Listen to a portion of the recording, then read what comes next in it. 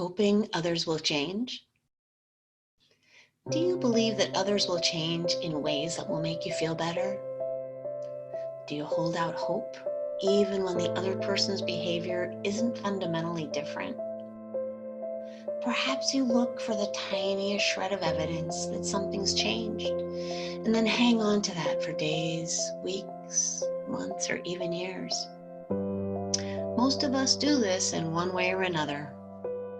Often, the reality is just too painful to experience, so our ego continues to tell us that there's hope, just to avoid the feelings of how things really are. The feelings that we don't want to feel didn't start in the current situation we're facing. If I'm hoping my spouse, child, or boss will change, I learned that hope in my younger years. As children, many of us had adverse experiences with our caregivers or siblings that were very painful. And instead of being able to see things as they were and feel the feelings that went with them, our ego helped us come up with new beliefs to explain the situation. And the new belief was usually tied to us, not them. When I was a child and I felt a great deal of pain when my father moved out, married another woman, and started another family. Instead of seeing my father for who he was, an unhappy man that wanted to be important, I made that divorce about me. The belief I adopted that is if I had been more lovable, he would have stayed.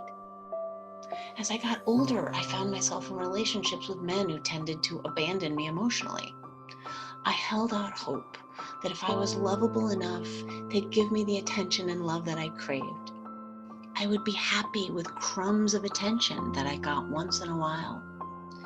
I'd stay in a relationship way too long, hoping that the other person would change. And when they didn't, I blamed myself instead of them. When I finally got to the bottom of this belief, I had to allow myself to feel the anger and the disappointment that I felt towards my father for putting his need to be important above my well-being as a young child. Once I allowed myself to recognize, feel, and express these old feelings responsibly, I stopped attracting men who were emotionally unavailable. Instead of waiting for others to change in the hope that I'd feel better, now I take care of myself by asking for what I want and saying no to what I don't want.